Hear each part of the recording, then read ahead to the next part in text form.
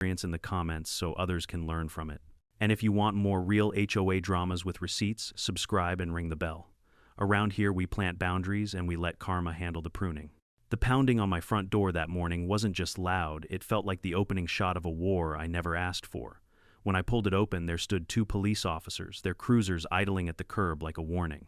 And behind them, arms crossed and lips curled into that venomous smirk, was Karen, the self-proclaimed queen of our HOA. Her accusation, that I was illegally denying neighbors access to the pool sitting 50 feet behind me. Except here's the truth, that pool wasn't theirs. It wasn't the HOA's.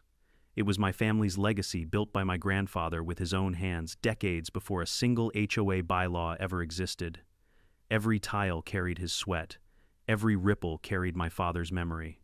And now a clipboard-wielding tyrant thought she could rewrite history with a phone call to the cops.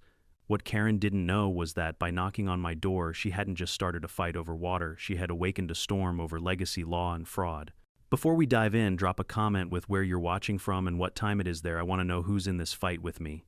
When I tell people this whole mess started with a pool, they usually laugh. A pool sounds harmless, almost trivial, like some summertime luxury no one should fight over.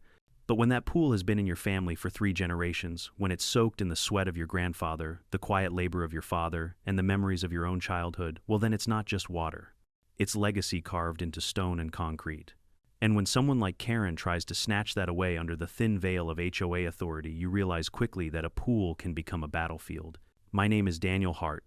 A year before this all started, I walked away from Houston after nearly burning myself out, managing projects in the energy sector. 12-hour shifts, endless meetings, and a phone that never stopped buzzing, it chewed me up. When my father passed, I inherited Hartstead Ranch, tucked into the rolling hills outside San Marcos, Texas. I thought I was coming back for peace. Instead, I came home to a war I didn't even know was brewing. The heart of Hartstead wasn't the house, the barn, or even the pecan grove. It was the pool my grandfather dug by hand in the summer of 1964.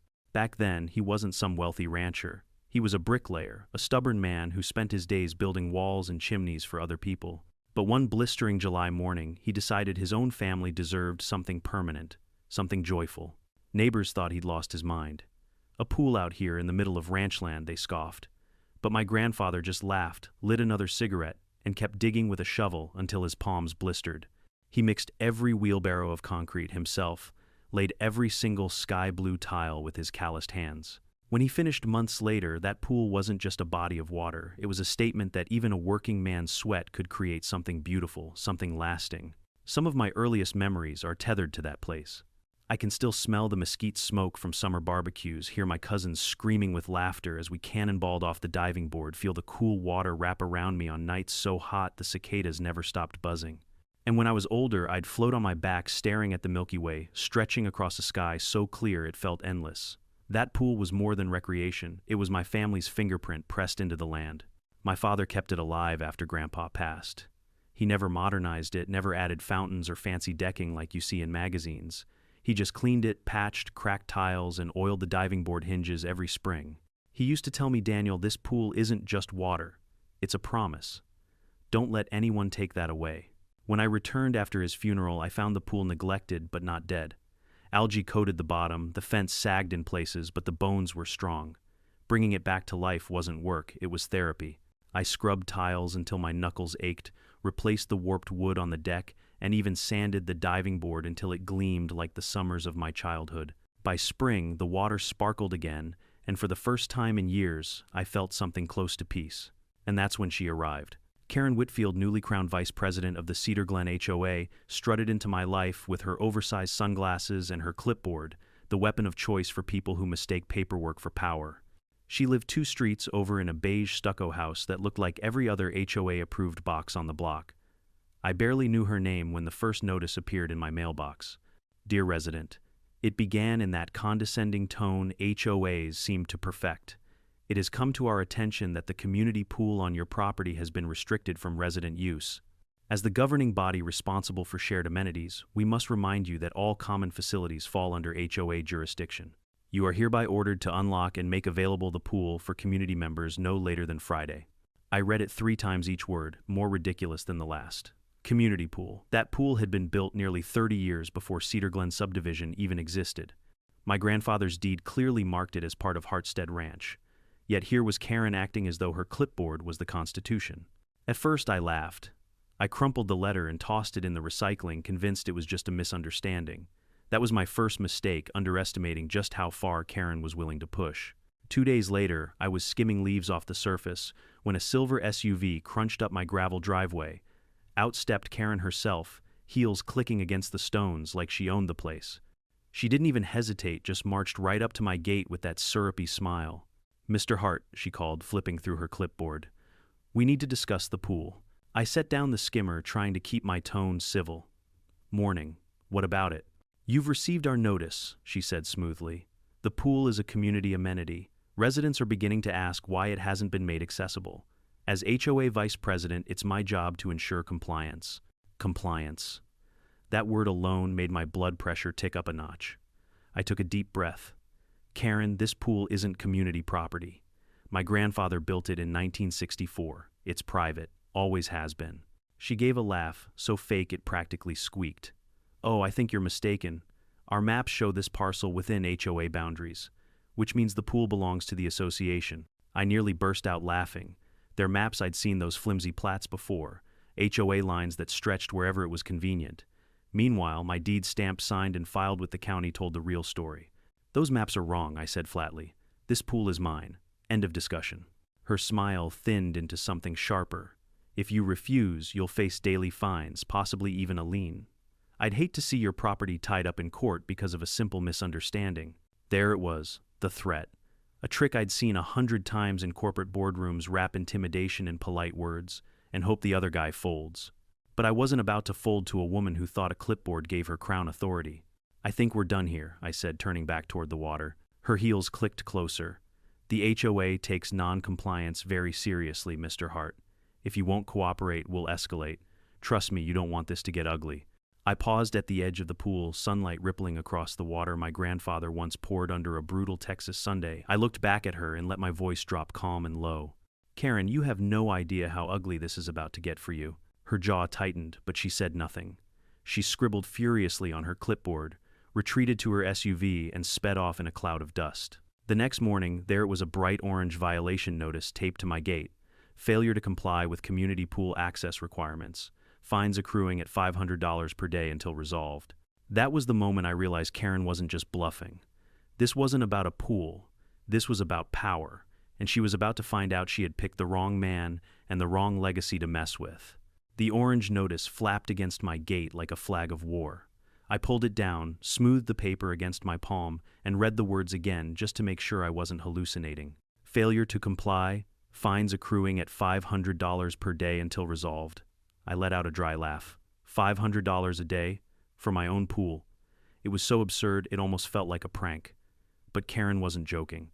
She had declared war, and she was bringing the full weight of her clipboard army to bear. That evening I called Ray, my neighbor, and one of the oldest ranchers still left in Cedar Glen.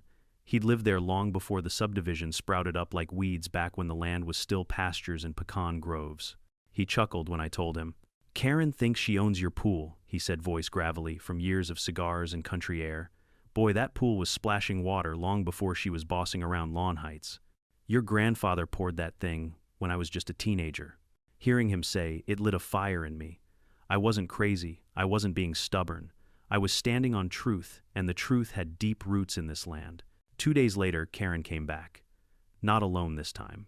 She brought 2 other board members, both dressed in the kind of pastel polos and khaki pants that scream HOA royalty. They stood outside my gate, whispering and pointing like they were surveying a crime scene. Karen waved her clipboard like a conductor's baton before shouting through the fence. "Mr. Hart, this is your final chance to comply voluntarily. The board has voted unanimously. The pool is officially designated as a community amenity under Cedar Glen bylaws." I stepped onto the deck, leaned against the railing, and looked down at them. "Funny," I said, keeping my voice cool because my deed says otherwise. "Want to see it?" Her lips curled. "Your paperwork is irrelevant. This property lies within the subdivision boundaries." I raised an eyebrow. "Irrelevant. Last I checked, county records trump whatever doodles you keep on your maps." One of the men shifted uncomfortably, but Karen doubled down. "You're risking far more than fines. If you continue resisting, we'll initiate lien proceedings against your property. I don't think you understand how serious this is. I couldn't help but laugh. No, Karen. I don't think you understand how serious I am. This pool isn't up for debate.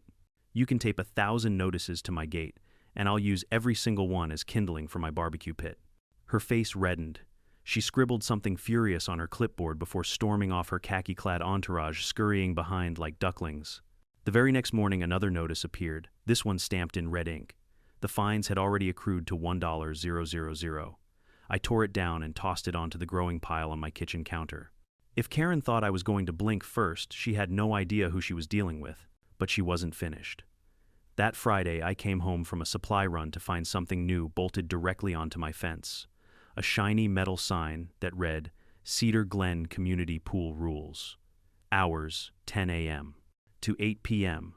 No glass containers. No diving. HOA permit required.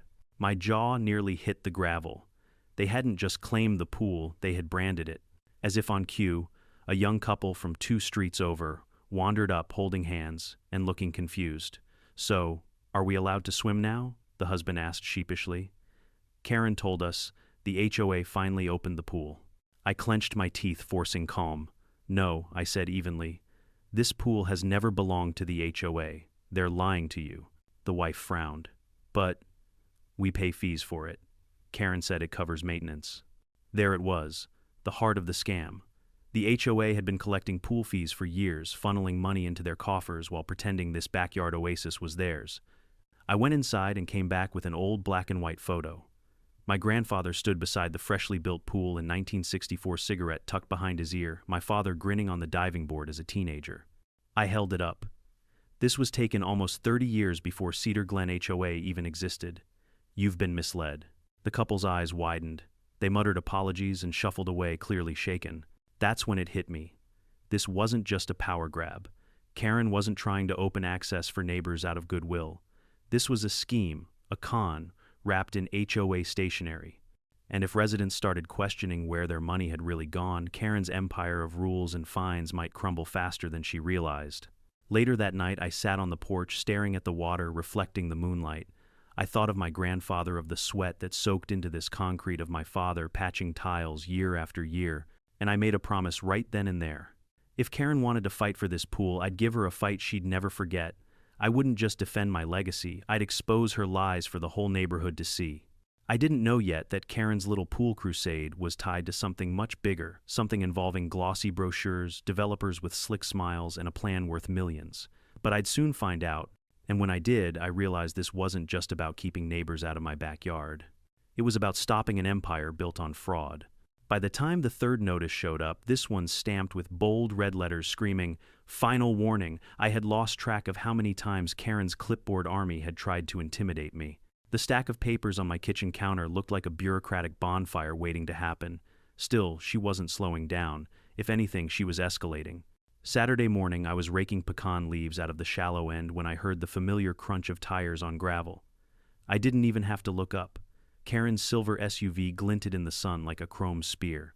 She climbed out in crisp slacks, oversized sunglasses, and that ridiculous clipboard tucked under her arm like it was a sheriff's badge. But she wasn't alone. 2 more board members, different ones this time, trailed behind her. One was a stout man with a receding hairline and a polo shirt stretched across his gut. The other, a thin woman with a perpetually sour expression, carried a camera slung around her neck. Karen marched forward with the air of someone about to give a sermon. "Mr. Hart," she announced loudly, so even the pecan trees might hear, "you are in direct violation of Cedar Glen HOA regulations. The board is here to document your continued refusal to comply." I leaned on my rake, sweat dripping down my neck, and met her gaze. "Morning, Karen. You must be lost. This isn't Cedar Glen property, it's Hartstead Ranch."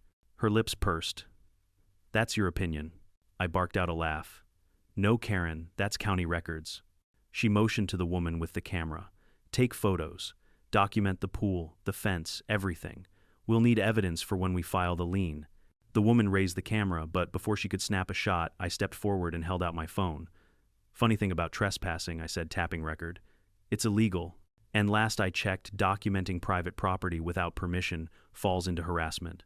Smile for the sheriff's office." The camera woman froze. The stout man shifted nervously. But Karen, she doubled down. Go ahead, Daniel, call them. The law will side with us.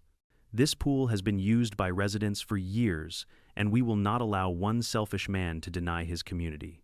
I took a slow breath, forcing calm into my voice. Karen, you're bluffing. You know it, and deep down your little board knows it too. This pool was built in 1964, 26 years before Cedar Glen HOA even existed.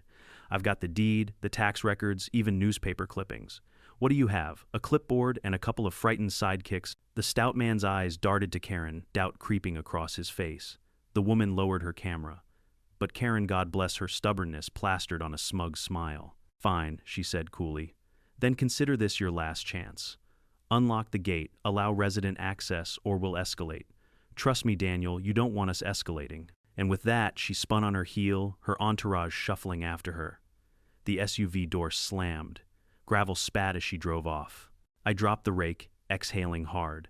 My hands trembled not from fear, but from rage. Every word out of Karen's mouth dripped with entitlement, with arrogance. And I knew deep in my bones she wasn't bluffing about escalation. The following Monday, I found out exactly what she meant.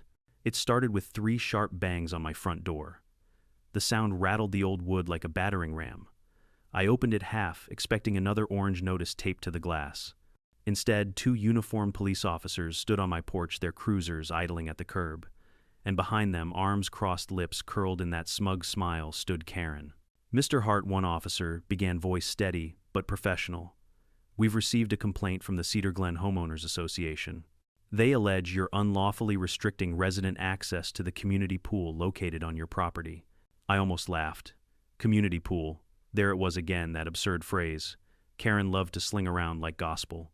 Officers, I said carefully, with all due respect, that pool is not community property. It was built by my grandfather in 1964, long before Cedar Glen was even a blueprint. It sits squarely inside Hartstead Ranch boundaries. It's private. Always has been. Karen immediately interjected. That's not true. Our maps clearly show the parcel falls under HOA jurisdiction. Residents have been denied their rightful use of a shared amenity. The officers exchanged a look. One shifted uncomfortably. The other pulled out a notepad. Sir, do you have documentation of ownership? Yes, I said firmly. Deed survey maps, tax records, the works. Every single piece of paper proves the pool belongs to my family. Karen scoffed, flipping open her clipboard. He's lying. The HOA has managed that pool for years. Just ask any resident. We've collected fees for its upkeep. That last part was a mistake. Both officers' heads snapped toward her. Fees, one asked. You've been collecting fees for a facility you can't prove you own. For the first time, Karen's confidence faltered. Her sunglasses couldn't hide the flash of panic in her eyes, but she quickly recovered.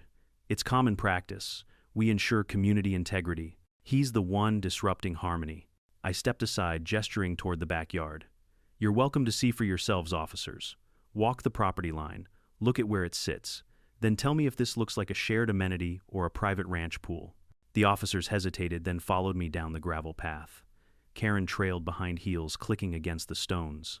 When we rounded the corner, the pool shimmered in the sun, framed by pecan trees, and wrapped in a wooden fence that had stood for decades. One officer let out a low whistle. Doesn't look like any HOA pool I've ever seen.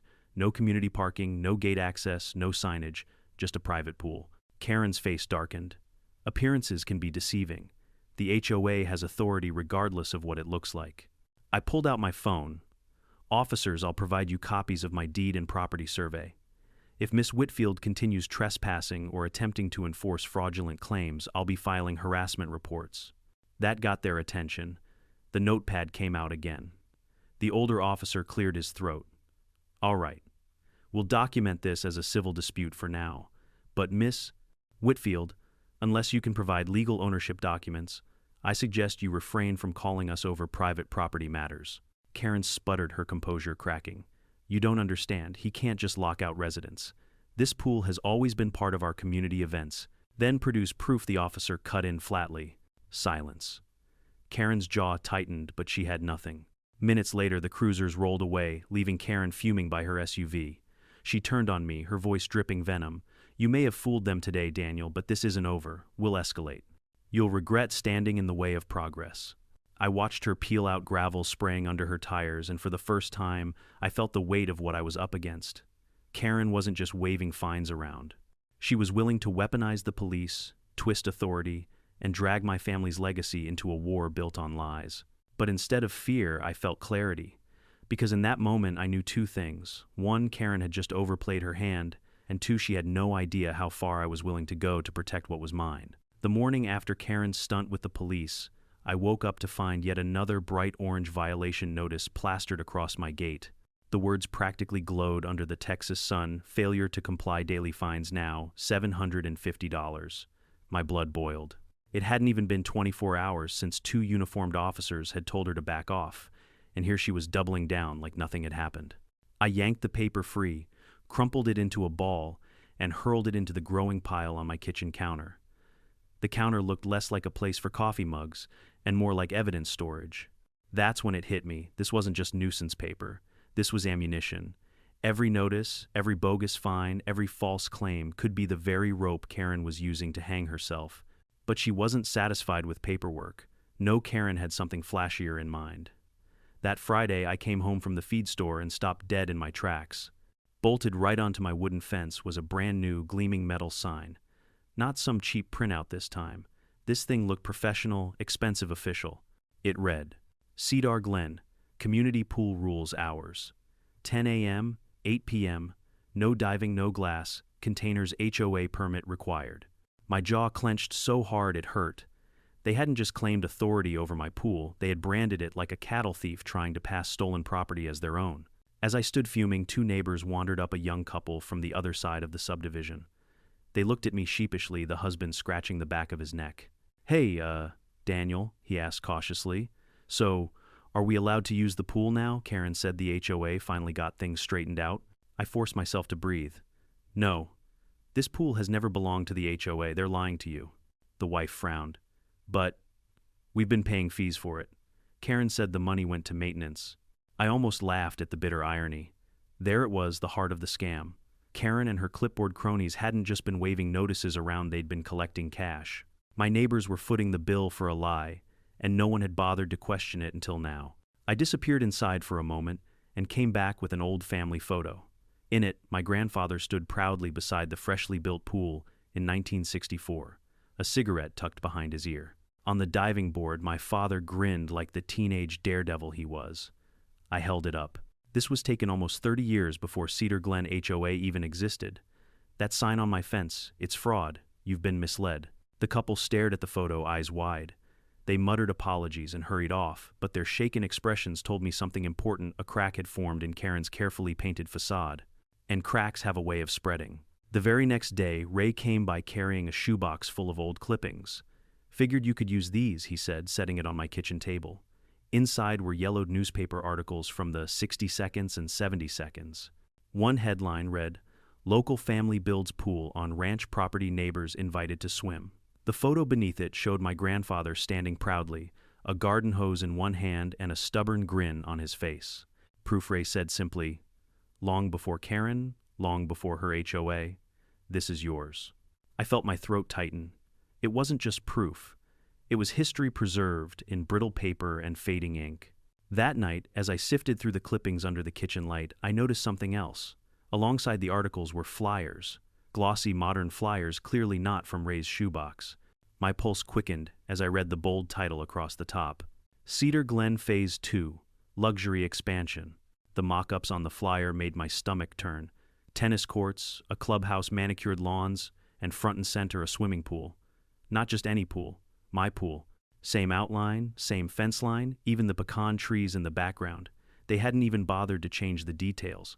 They had photoshopped my backyard into their marketing material. Ray jabbed a finger at it. Look familiar, they're mailing these all over. Investors are sniffing around. Guess who's funding it, folks, with deep pockets? I sank into a chair, the paper crumpling in my fist. It wasn't about neighborhood access. It wasn't about residents wanting to swim on hot days. Karen was laying the groundwork for a land grab. She wasn't just bullying me, she was selling my family's legacy to developers who were already writing checks. By the following week, things escalated further. I found 3 more violation notices, each more ridiculous than the last. Unapproved fencing, obstructing community access, failure to maintain pool to HOA aesthetic standards, unauthorized gatherings near pool facility. The last one nearly made me choke on my coffee. Unauthorized gatherings meant me and Ray sitting on the deck drinking iced tea. Then came the cherry on top. A certified letter claiming the HOA intended to pursue lien action if I didn't comply. My father's words echoed in my mind, "Don't let anyone take this away." I stared out at the pool under the evening sky, the surface shimmering under a half moon, and I knew I couldn't keep playing defense. If I wanted to protect this legacy, I had to flip the script. So I picked up the phone. Emma Porter was an old college friend, sharp as a whip and tougher than steel. Back then, she could dismantle a professor's argument with nothing but a stack of case law and a stubborn streak a mile wide. These days, she was one of the most respected environmental attorneys in Texas. When I explained what was happening, she didn't even let me finish. "Let me get this straight," she said, her voice clipped with disbelief. "Your grandfather built that pool decades before Cedar Glen even existed, and now the HOA is not only claiming it, but collecting fees. Daniel, that's not just overreach, that's fraud." "Exactly," I said. "Good," she replied, "because fraud is something judges love to hammer. Start gathering everything, deeds, surveys, photos, tax records. I'll drive down this weekend, and when I do, we'll put this to bed." I hung up the phone, a surge of relief mixing with adrenaline. For the first time in weeks, I felt like I had a weapon sharper than Karen's clipboard. That night, as I sat on the porch watching the pool ripple under the stars, I realized something important. Karen had escalated, yes. She had called the police, taped notices, even branded my fence. But in doing so, she had handed me the perfect stage to expose her. Because bullies only win when no one pushes back, and I was about to push harder than Karen Whitfield had ever imagined. By the time Emma pulled into my driveway that Saturday morning, Hartstead Ranch looked less like a quiet family property and more like a war room. The dining table was buried under stacks of documents, my grandfather's deed survey maps yellowed at the edges, tax receipts spanning 5 decades, and Ray's shoebox of brittle newspaper clippings. Every violation notice Karen had ever taped to my gate was spread out in neat rows, orange and red, like a trail of breadcrumbs leading straight to her fraud. Emma stepped out of her car in boots, and a blazer her auburn hair pulled into a no-nonsense ponytail. She surveyed the pile of paperwork and let out a low whistle. "Well," she said, "Karen really did you a favor. She's been building our evidence file for us." I laughed bitterly. "If she keeps at it, I'll have enough for a whole law school library." Emma didn't waste time. She flipped through the notices, her brow furrowing deeper with each line. Daily fines, lien threats, unauthorized gatherings. She glanced up at me. "Daniel, this isn't just intimidation. This is systematic harassment. And paired with those flyers, it crosses into outright fraud." I handed her one of the glossy brochures Ray had found in his mailbox. She studied the photo of my pool, my grandfather's pool plastered into the Cedar Glen Phase 2 luxury expansion mock-up. Her lips tightened. "They actually photoshopped your property into their development pitch. That's not sloppy, that's calculated." Ray, leaning in the doorway with a mug of coffee, chuckled grimly. "Told you it was bigger than a couple of lawn citations." Emma laid the flyer flat on the table, tapping it with her finger. "If they've been collecting resident fees for maintenance on this pool, and at the same time marketing it as part of an expansion they don't own, that's misrepresentation on multiple levels. Civil court at minimum. Maybe even criminal, depending on how deep the money trail goes." For the first time in weeks, I felt my anger cooling into focus. Karen's arrogance had blinded her. She thought a clipboard and a few notices would scare me into compliance. But what she didn't realize was that every false claim, every fee, every glossy flyer was becoming another nail in the coffin she was building for herself. Emma leaned back, folding her arms. "Here's what we do. We gather ironclad proof, deed-certified plats, tax receipts, historical evidence. Then we tie it to their fraudulent claims and the money trail. You'll walk into court not as a homeowner complaining about harassment, but as the victim of a coordinated fraud scheme. Judges love clarity." Ray chuckled. "Nothing says clarity like a headline, 'HOA scams neighbors with pool they don't own.'" Emma smiled thinly. "Exactly. And Daniel, you won't just be defending your property. You'll be exposing a con that's been bleeding your neighbors dry." That night, after Emma had gone through the files with the precision of a surgeon, I sat on the porch with Ray. The pool shimmered under the moonlight, calm as glass. But beneath that stillness, I could feel the storm brewing. Ray sipped his coffee. "Your granddad once told me, if you stand still long enough, the truth always rises. He'd be proud you're standing your ground." I nodded slowly. Karen wanted to make this about rules, but she just made it about law, and I don't lose when it comes to law. Monday morning, Emma and I drove to the county records office. The clerk, a middle-aged woman with glasses perched on her nose, barely looked up when Emma rattled off her request. Certified plats from 1,960 to 1,990 for parcels adjoining Cedar Glen subdivision, especially Hartstead Ranch. The clerk disappeared into the back and returned half an hour later with a thick folder. Emma spread the plats across a table, scanning them like a chess master. Then she jabbed her finger on a line. Here, Cedar Glen's boundary stops a quarter-mile short of your fence line. Hartstead Ranch isn't just outside their control, it's explicitly excluded. She slid the map toward me, her eyes gleaming. Daniel, this isn't a gray area. This is black and white. The HOA has zero jurisdiction over your property. And if they've been charging residents fees based on these lies, that's textbook fraud. The clerk, overhearing, raised her brows. You mean they've been collecting dues for something outside their boundaries? That's a problem. A big one. By the time we left, Emma had certified copies tucked neatly into her briefcase. This, she said, is our sword. Karen's been bluffing with a dull butter knife. Now we've got steel. Back at the ranch, I found a fresh notice taped to my gate, this one threatening legal action if I didn't restore community access. I peeled it off, added it to the pile, and snapped a photo. Each notice was becoming less of a threat and more of a confession. That evening, Emma spread our growing arsenal across the dining table again. She arranged the deeds, plats, tax records, photos, and flyers like puzzle pieces falling into place. Then she smiled. We're not just going to defend you, Daniel. We're going to expose them. I leaned back, the weight of weeks of anger finally settling into something sharper. Determination. Karen thinks she's playing chess. But she doesn't realize I grew up in boardrooms where billion-dollar deals hinged on who had the better paper trail.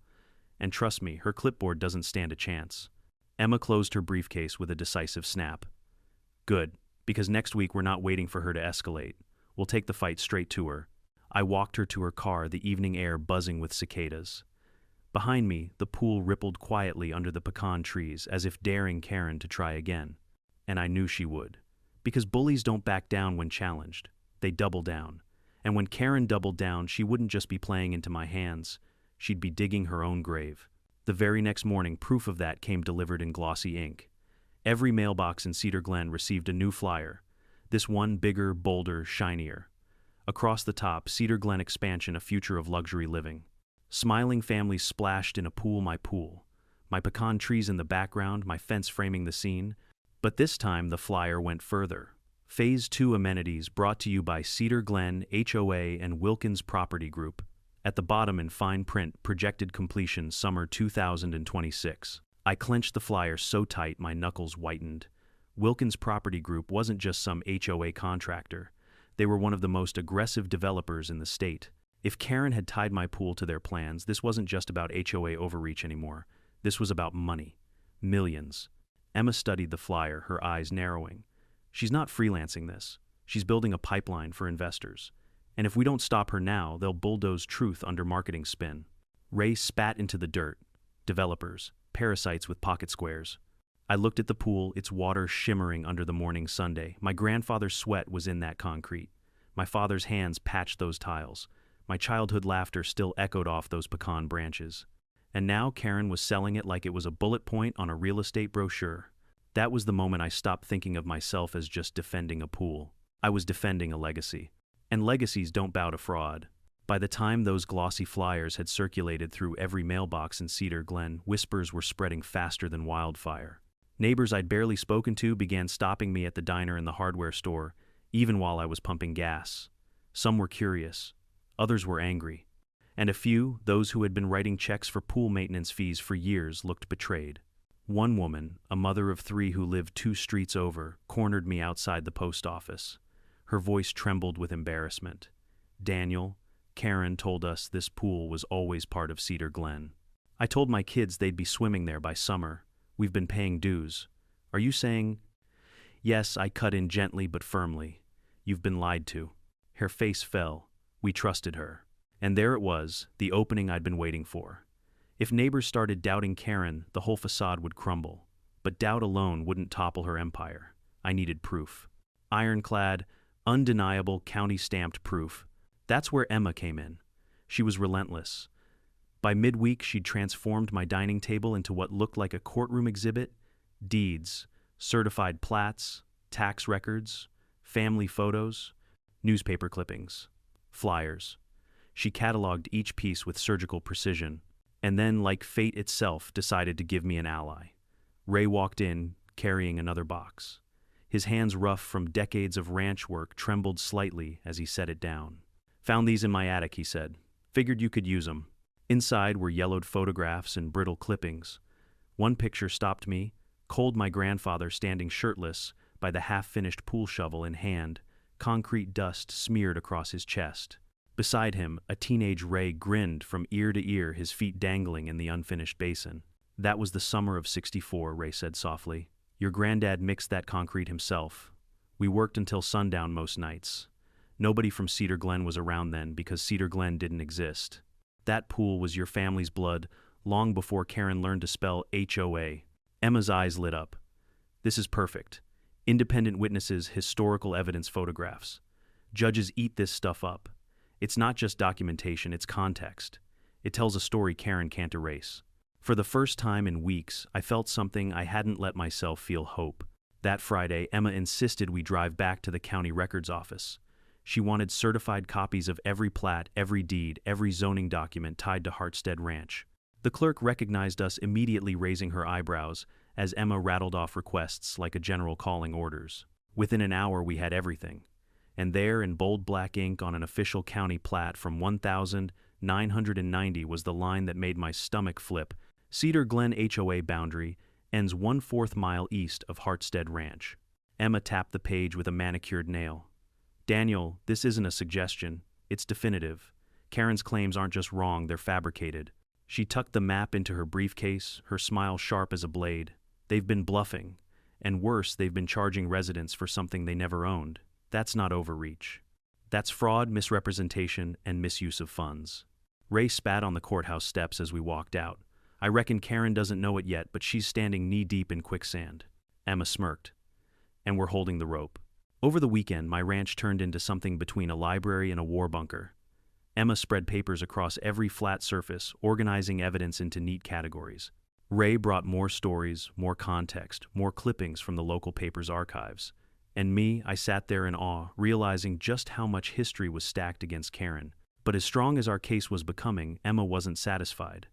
"We need more than paper," she said one night, her eyes blazing under the lamplight. "We need to show intent. Not just that they lied, but that they profited from it." Her words proved prophetic. The next morning, Ray showed up with another piece of the puzzle, a flyer he'd pulled out of his neighbor's mailbox.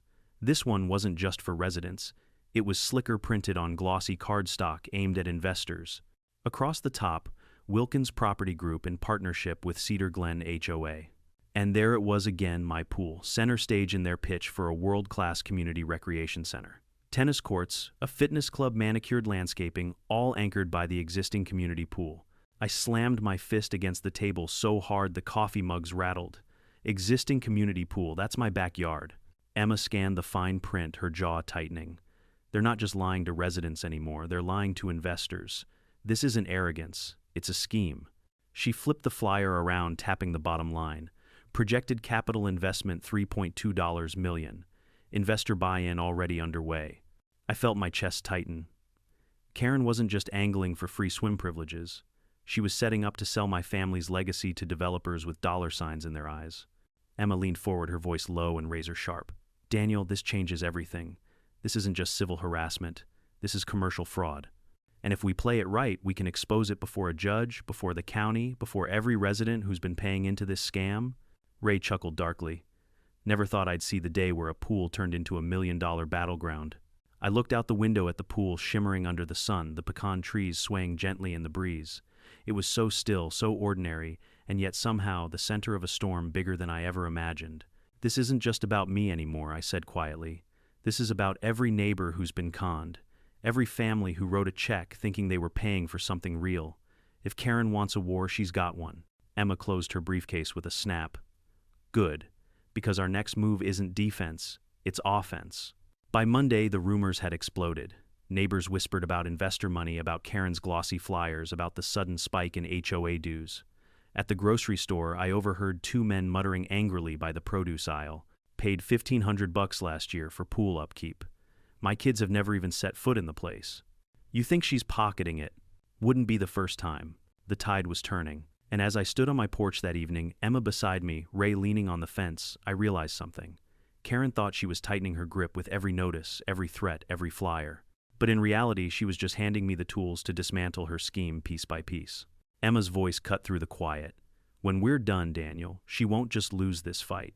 She'll lose everything, her authority, her credibility, and maybe even her freedom. I nodded slowly, eyes fixed on the pool. Good. Because this isn't just about a pool anymore. This is about legacy.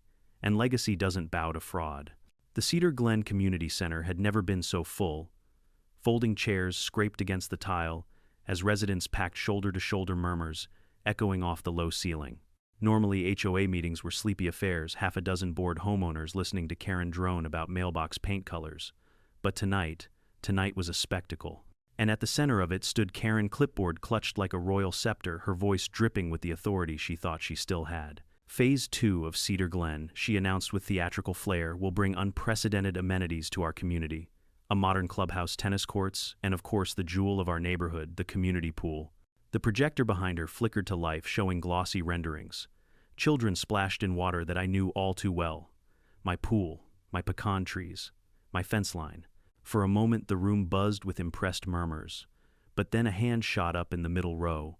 An older man with silver hair and a sharp tone asked, "Where exactly is this pool, Karen? Looks an awful lot like the one on Mr. Hart's ranch." Karen didn't flinch. "It is adjacent to Mr. Hart's parcel," she said smoothly. "As you all know, this facility has always been a community amenity. Under Phase 2, we will finally modernize it for the benefit of everyone." I stood. The room went quiet, every eye turning toward me. My heart pounded, but my voice came out steady, cutting like glass. "That facility is Hartstead Ranch property. It has never belonged to this HOA. And selling it as part of your expansion plan isn't modernization, it's fraud." Gasps rippled across the room. Karen's face drained of color, but before she could regain her footing, Emma rose beside me, her briefcase clicking open. She laid certified deeds, plats, and newspaper clippings across the back table, like a lawyer in court.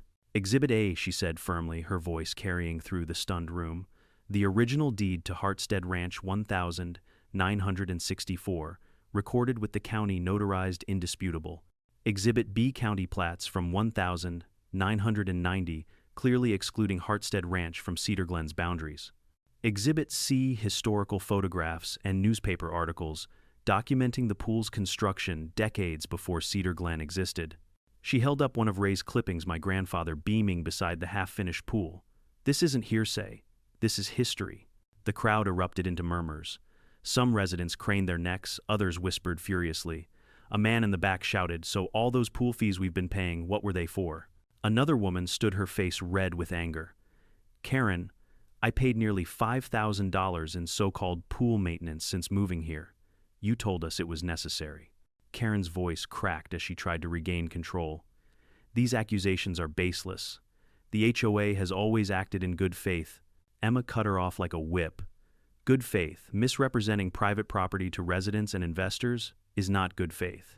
It's fraud." The room buzzed with outrage, now neighbors turning on one another, voices rising in anger. Richard Wilkins, the slick developer behind the glossy brochures, stood in the corner tugging nervously at his tie. His confidence melted as residents demanded answers. That night marked the tipping point. Karen had strutted in, expecting applause for her grand vision. Instead, she walked out, pale, flustered, and surrounded by neighbors whispering words like lawsuit and refunds. Days later, the courthouse smelled faintly of polish and old paper. The clerk's monotone voice echoed as she called the case. Cedar Glen Homeowners Association versus Daniel Hart. Karen sat stiffly at the plaintiff's table, her blazer ironed to perfection, Richard Wilkins lurking just behind her. Their attorney, a sharp-jawed man named Holloway, looked smug as he rifled through a briefcase stuffed with papers. Emma and I sat at the defense table, our evidence stacked neatly, each piece marked and cataloged. My palms were damp, but Emma radiated calm like a general before battle. Holloway spoke first, his voice oily smooth. "Your Honor, the HOA simply seeks to enforce community standards. Mr. Hart has unlawfully restricted access to what has long been a community amenity. Residents have historically enjoyed use of the pool, and he now denies them without justification." Karen nodded vigorously, her smug smile flashing again. Emma rose slowly, adjusting her blazer. "Your Honor, this case is not about community standards.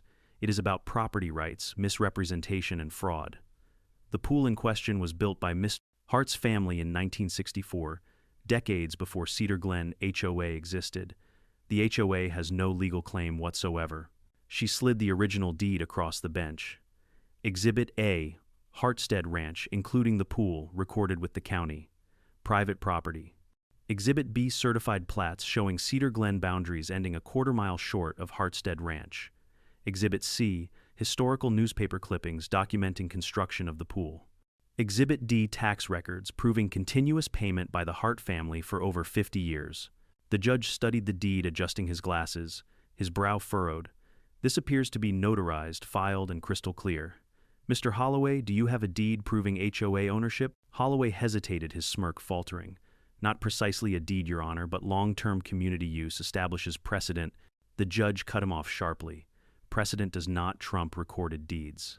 Emma pressed her advantage. She lifted one of the glossy investor brochures. Exhibit E, marketing materials from Cedar Glen HOA and Wilkins Property Group, in which they photoshopped Mr. Hart's private pool into their Phase 2 expansion. This demonstrates not only misrepresentation to residents, but false advertising to investors. Fraud, plain and simple. The gallery erupted, angry whispers, gasps, even shouts. Several residents sat wide-eyed, clutching their copies of the brochure. One muttered loudly, "So we've been paying for nothing." Karen shifted in her seat, her knuckles white on the clipboard she refused to put down. Richard tugged at his collar, sweat glistening under the fluorescent lights. Emma delivered the final blow with her voice steady as stone. "Your Honor, the HOA has knowingly lied to residents, collected fees for a facility it never owned, and attempted to sell that facility to developers under false pretenses. This is not a misunderstanding, it is fraud." The judge leaned back, his gaze like steel. The court finds that Hartstead Ranch, including the pool, is private property. The Cedar Glen HOA has no authority over it. Effective immediately, all violation notices, fines, and threats of lien are null and void. Furthermore, I am referring this matter to the county prosecutor for review of potential fraud and misrepresentation charges. Karen's face drained of color. Richard slumped in his seat. Holloway fumbled with his papers, the fight gone from his eyes. As the gavel cracked, I felt a weight lift from my chest. This wasn't just victory. It was vindication for my grandfather's sweat, my father's stewardship, and my family's legacy. But Emma leaned close, her voice low, almost a whisper. "Don't get too comfortable, Daniel. Fraud investigations take time, and desperate people, they make desperate moves." I followed her gaze across the courtroom. Karen was glaring at me, clipboard trembling in her hands, her eyes burning with venom. She wasn't finished, and neither was I. The weeks after the gavel fell were the strangest mix of relief and tension I've ever felt. On one hand, the judge's ruling had cleared the air. Hartstead Ranch was mine, the pool was private, and every violation notice Karen taped to my gate was nothing more than kindling for the fireplace. On the other hand, Emma was right, this wasn't over. Fraud investigations moved slowly, and in that limbo, Karen grew more desperate. Word of the verdict spread fast. Sarah Lynn, a sharp local reporter, ran the headline across the county paper: HOA, misrepresented private pool judge, refers case for fraud review. She even quoted the sheriff's report, where officers had documented that Karen provided no legal documentation of ownership. For once, it wasn't my word against hers, it was written in black and white. The fallout in Cedar Glen was volcanic. At the next HOA meeting, residents packed the community hall copies of the article, waving in their hands like torches. Frank, an older gentleman who'd lived there for a decade, stood up first. His voice trembled with rage. "I've paid over $8,000 in so-called pool fees since I moved here. Karen, where is that money?" Murmurs of agreement rippled through the room. A young mother in the back shouted, "I told my kids it was our community pool. You made me lie to them." Karen banged her clipboard against the podium, trying to restore order. Everyone calmed down. These accusations are being blown out of proportion. The HOA acted in good faith? "Good faith," someone yelled. "You called the cops on a man for swimming in his own pool?" The crowd roared with fury. For the first time since this nightmare began, I saw Karen falter. Her lips pressed into a thin line, her hands trembling around that clipboard like it was the last piece of power she had left. And then came the audit. Letters arrived in official county envelopes, not HOA stationery. The treasurer's office had opened a formal investigation into Cedar Glen's finances. Every check written, every line item declared as pool maintenance, was suddenly under a microscope. The numbers that came back painted a picture uglier than I'd imagined. Tens of thousands of dollars funneled into vague consulting fees, community engagement, and board development. Hotel stays billed as training sessions. A Florida retreat listed as essential expenses. The headline, Sarah ran a week later, was brutal. Audit reveals HOA misused funds, false pool fees, luxury retreats. Residents exploded. At the next meeting, the shouting started before Karen even entered the room. Refunds, one man screamed. Where's our money? A woman demanded. Karen's face flushed crimson as she clutched her clipboard, but every excuse she offered was drowned out by outrage. Even Richard Wilkins wasn't spared. Residents cornered him in the back, waving investor brochures in his face. You lied to us. You lied to everyone, one man growled. The pressure spilled beyond HOA meetings. Social media lit up with memes mocking Karen's bogus community pool rules sign. Neighbors who once parroted her talking points now laughed at her clipboard authority. The local TV station even ran a segment. They filmed me on my porch, the pool shimmering in the background, while I said calmly, "This was never about denying neighbors joy. It was about truth. Property rights matter. No one, not even an HOA, can take what they don't own." The clip went viral across the county. My phone buzzed with messages, some thanking me, others sharing their own HOA horror stories. What had started as one woman's crusade had cracked open something larger, a collective resentment against years of petty tyranny. Within weeks, half the HOA board resigned, unwilling to stand beside Karen as her empire crumbled. At the next meeting, she entered the hall, late head held high but eyes darting nervously. The moment she opened her mouth, residents drowned her out with boos. One man slammed the sheriff's report onto the podium. "This is official. You lied to law enforcement and you humiliated all of us." Karen's voice wavered as she tried to respond, but the room had turned against her. The queen of clipboards now looked like what she truly was, a fraud caught in her own web. The county prosecutor didn't let the matter rest. Subpoenas flew. Emails were seized. Every HOA record from the past decade was dragged into daylight. Richard's investors, furious at being conned, filed lawsuits of their own. One particularly angry developer told the press, "We were promised exclusive rights to amenities the HOA never owned." This was deception, plain and simple. By the end of that summer, Cedar Glen HOA was in shambles. Karen was no longer leading meetings. She was consulting with her lawyer, dodging reporters outside the courthouse. Richard's house sat empty, blinds drawn, whispers swirling about him, fleeing back to Florida. And the clipboard that once gave Karen her swagger, it became a punchline photoshopped into memes, captioned "Rules for a pool you don't own." Through it all, the pool remained still, unbothered, reflecting the pecan branches above, as if mocking the chaos. I decided it was time to reclaim it, not just for myself, but for the meaning it once held. With Emma's help, I established the Hartstead Pool Trust. Not a gimmick, not an HOA trick, but a framework that kept the pool firmly in my family's hands, while allowing respectful, limited access to neighbors. We carved a wooden sign with my grandfather's initials and placed it at the gate alongside a plaque in honor of Samuel Hart, who built not just a pool but a legacy of respect. When we opened it, there were no glossy flyers or empty promises, just families arriving cautiously, asking permission, cleaning up after themselves. Kids splashed in the shallow end while their parents lounged on picnic blankets. An elderly couple dipped their toes in the water, laughing like teenagers again. For the first time in years, the place felt alive in the right way, not through entitlement, not through coercion, but through respect. Ray leaned against the fence beside me, watching it all. "Your grandfather would be proud," he said softly. "Not just because you defended this place, but because you shared it on your terms." And he was right. I hadn't fought this war just to slam the gates shut forever. I'd fought so the truth could stand, so no clipboard tyrant could twist it again. Sometimes I sit on the diving board at night, my feet dangling in the cool water, staring up at the same stars I used to count as a boy. The laughter of neighbors fades into the stillness, and I realize something simple: victory isn't always loud. Sometimes it's quiet, just the ripple of water under the moonlight, a legacy preserved, and the knowledge that lies don't last, but truth does. Karen tried to steal my pool. Instead, she gave me a louder voice, a stronger community, and a legacy no HOA could ever touch. This battle taught me something I'll carry for the rest of my life: you can't bully people out of what's rightfully theirs. Paperwork can intimidate, titles can impress, and lies can spread, but in the end, truth has more weight than any clipboard. My grandfather's sweat lived in that concrete, my father's care in every patched tile, and no committee could rewrite that history. So if you're listening now, let this be your reminder: stand your ground, protect your legacy, don't let false authority steal what's yours. And now I want to hear from you. Have you ever dealt with an HOA or a neighbor who pushed too far? Did someone try to take what wasn't theirs? Drop your story in the comments. I read every single one. And if this fight made you cheer, hit that subscribe button and ring the bell.